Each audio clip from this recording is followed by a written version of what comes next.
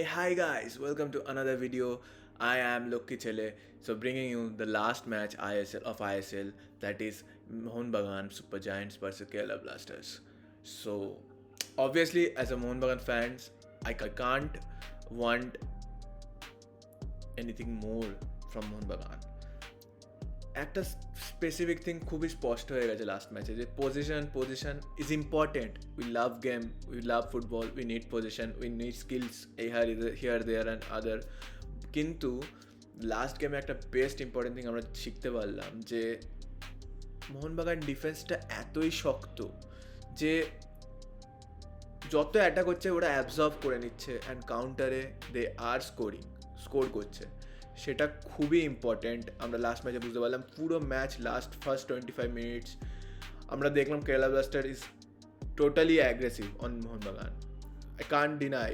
আমি অনেক ভিডিও দেখছি যেখানে বলছে যে it's a plan of Mohun Bagan. I don't think it's a plan of Mohun Bagan, but defence এত ভালো যে they had absorbed the pain given by Kerala Blasters.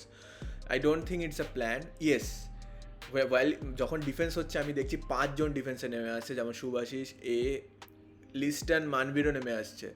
তো ওটা একটা ভালো জিনিস মোহনবাগানের ডিফেন্সে যে যখন দরকার হচ্ছে 5 জন নেমে এসে ডিফেন্স করছে, 6 জন নেমে এসে ডিফেন্স করছে, but one strike in the front and way scoring goal. That's a best thing.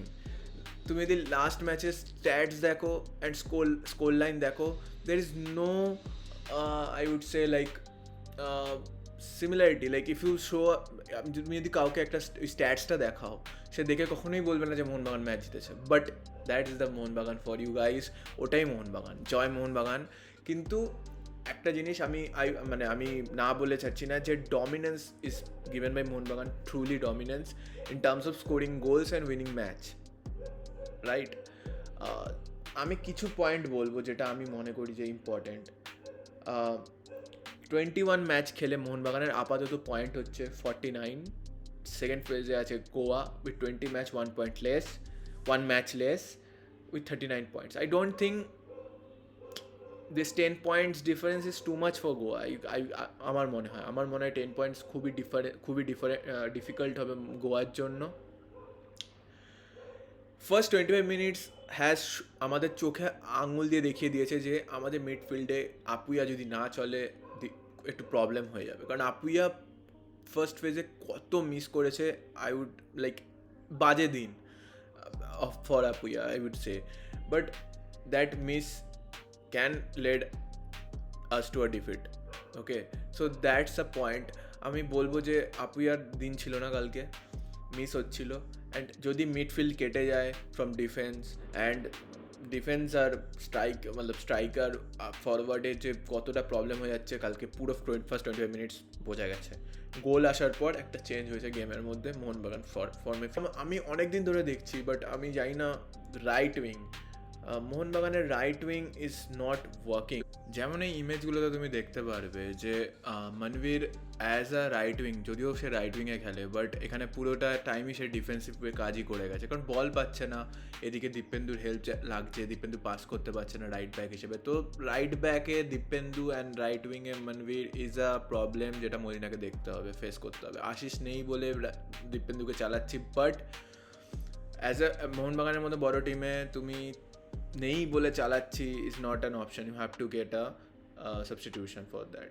R right wing সমস্যা আছে মোহনবাগানের, সেটা মোহনবাগানকে দেখতে হবে। I would say like first of all আমি আপনাকে দেখাচ্ছি, এক সেকেন্ড তোমাদের দেখাচ্ছি আমি।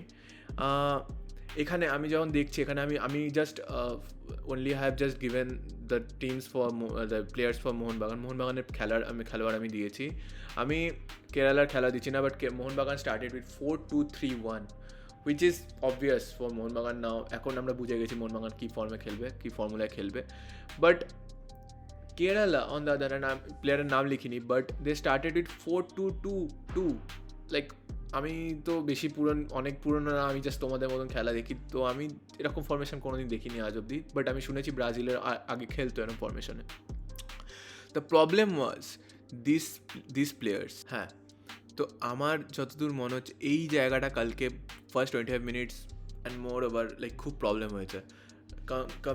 টাংরি আর Apuia like was not in the form and they were not able to pass the balls from here to the forward or something like that. They tried, but I would say but ভালো দিন ছিল না। আমি একটা জিনিস বলবো, Dipendu whatever you try but don't try Dipendu in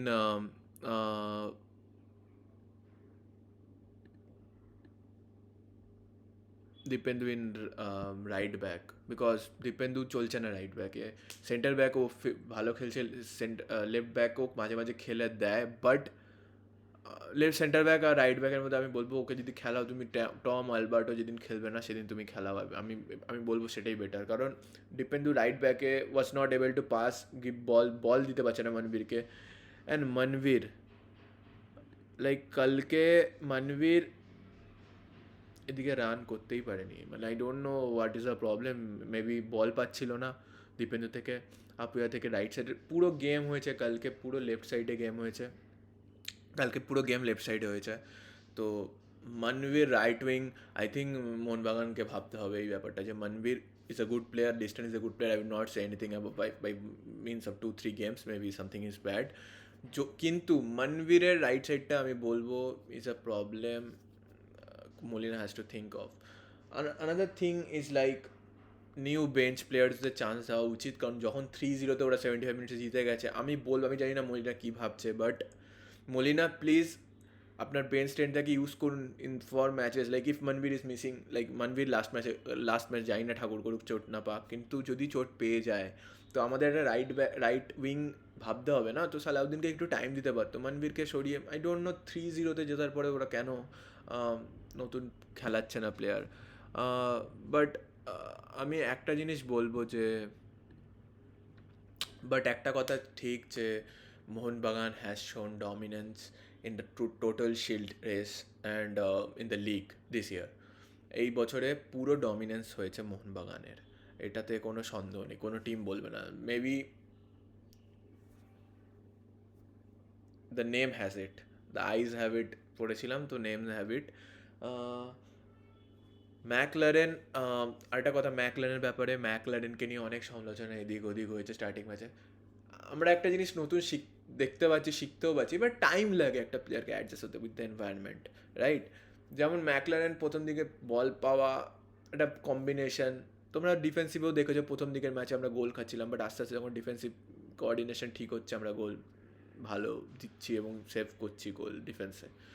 তো ম্যাকলারেনকে ফর্মে আসতে টাইম লাগবে, হ্যাঁ, বাট আমি এটা বলবো না যে লাইক তুমি পুরো লিগ দিয়ে দাও, কোঅর্ডিনেশন আসছে না, then the player is not good up to the mark. But yes, Maclaren মানে এসছে প্রথম বছরের, এখন আস্তে আস্তে ওর ফলটা আমরা পাচ্ছি। তো এটা একটা বড় গুড থিং ফর মোহনবাগান, ভালো জিনিস মোহনবাগানের জন্য। আমার মনে হচ্ছে পরের ম্যাচটা 23 তারিখ, যেটা যুব ভারতীতে হবে উড়িষ্যার এগেনস্টে, আমার মনে হচ্ছে ম্যাচটা জিতে যাবে। আর আমাদের 3 পয়েন্ট দরকার two fulfil like the shield thing. So hopefully Mohun Bagan 23 তারিখ will confirm that we'll win the shield, that thing.